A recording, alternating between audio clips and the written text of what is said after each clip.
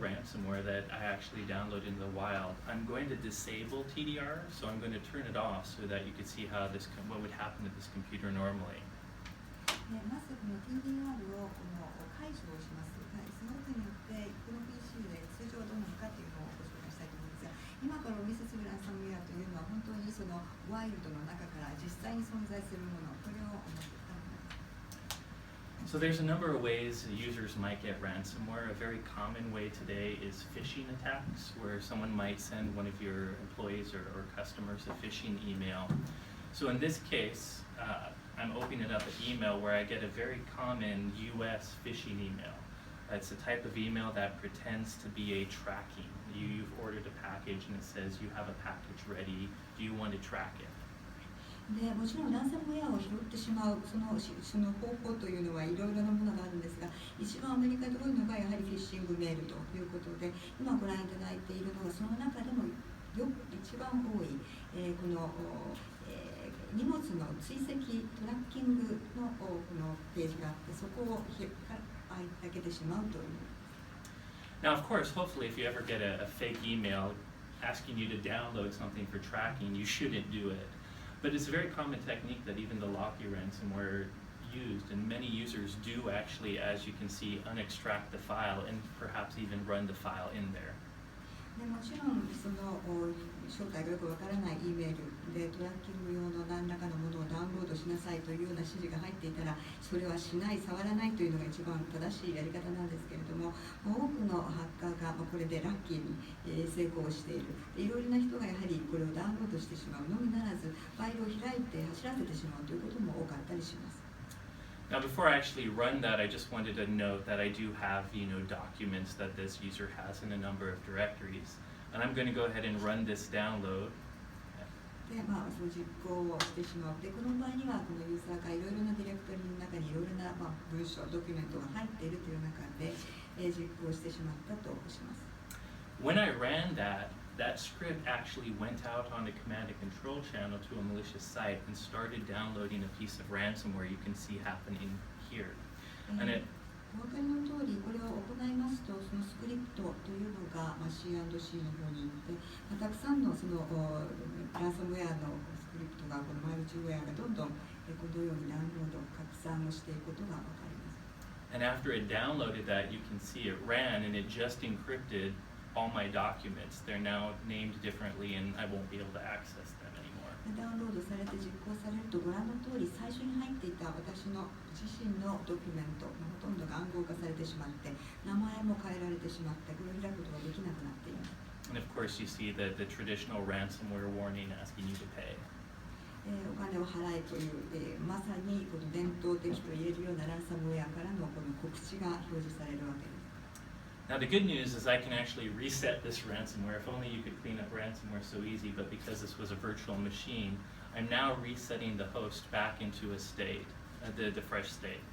このバーチャルマシンでやっているので、ランサムウェアこのように解除することができて、リセットができてしまうんですけれども、ランサムウェアは通常こういう形で簡単にきれいにできるというわけではありませんが、もう一度リセットするとこうです。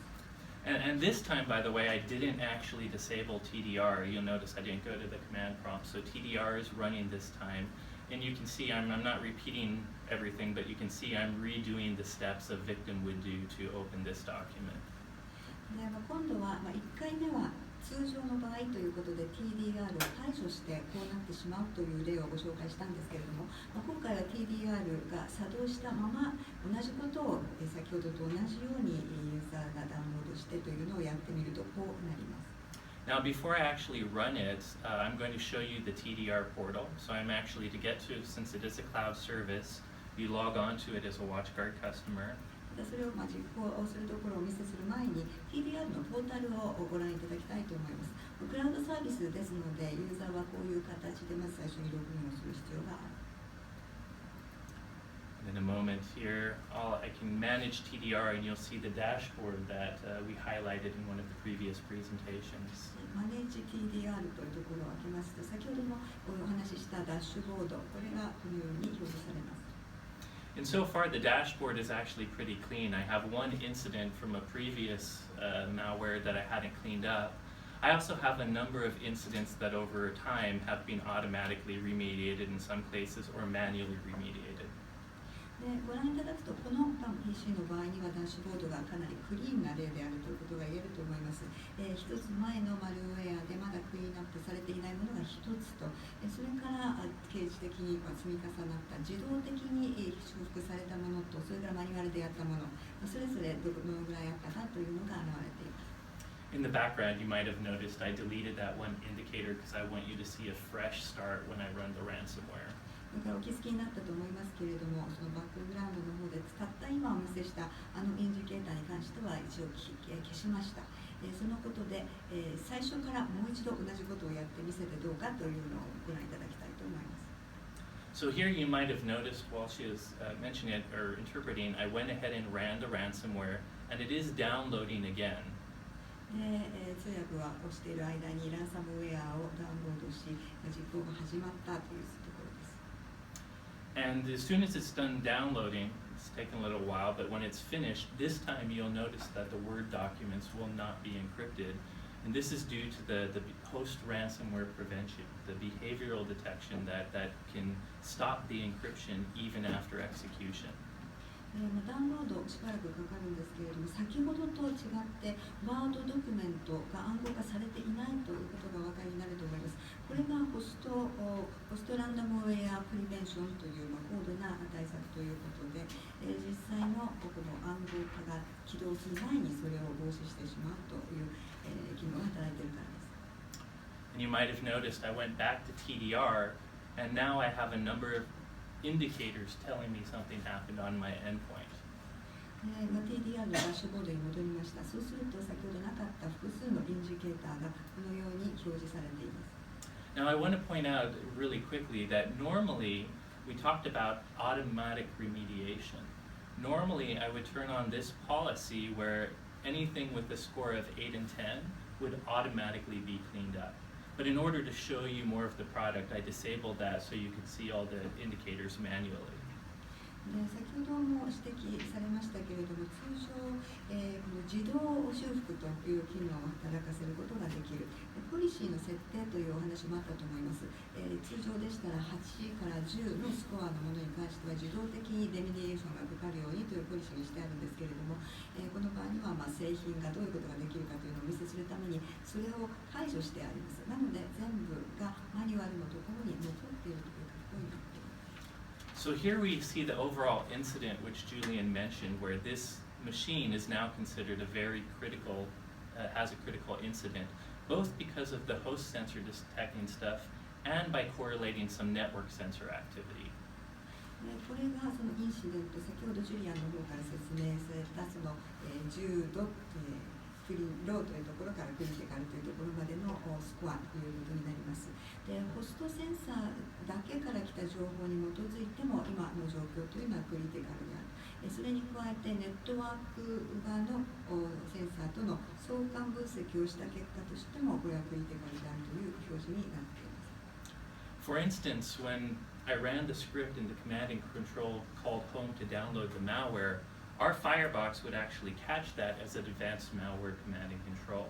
Normally, the Firebox could even block that, so the malware download never would happen. But of course, we allowed it to happen so that you could see this demo.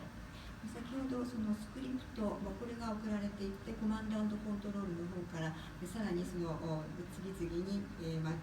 サムウェアがこう広がっていくというふうにお話ししたんですけれども、通常であればこの Firebox のこの APT のところでそれはもう遮断されてしまって、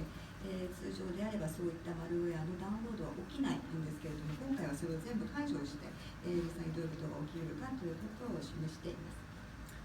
Looking at another indicator for the actual executable file tracking info, we can see our threat feed already knew about this threat. So if I actually had an automatic policy turned on, we could have deleted that executable file in some cases before it was even able to run. で、今度は別のインジケーターのところです。エキセキュータブルファイルのところですけれども、社内の脅威フィードがこれはもう基地のものであるというふうにしているということが分かります。ということであれば、通常であれば先ほどの自動ポリシーのところで自動的なレメディエーションというポリシーが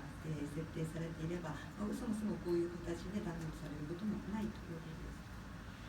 But the primary way we caught it post-execution is this indicator up here, which is host ransomware prevention. ただ、今回これに関して、このランサムウェアのあれが実行された後、補足できた一番の理由というのがホストランサムウェアプリベンションの機能が働いたからです。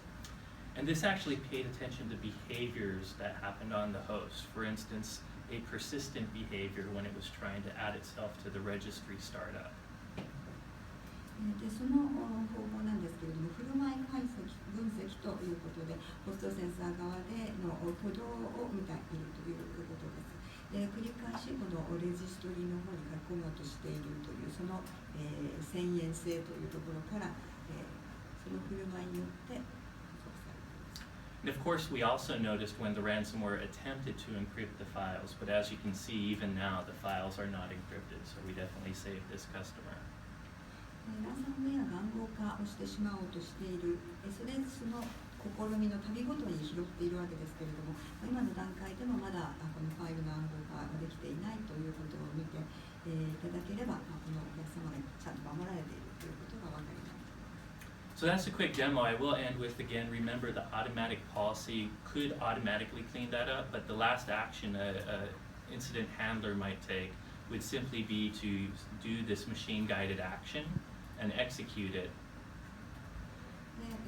以上が簡単なデモなんですけれども、繰り返しになりますが、その自動レメディエーションポリシー、これを設定していれば、自動的にクリーンアップされている。ただ、この場合にはもうすでにインシデントハンドラーの方で、いわゆるマシンガイデッドの形で、これはもう捕まえてしまうことができたはずのものでもあるということです。And of course, we would then take all those actions and clean up the host.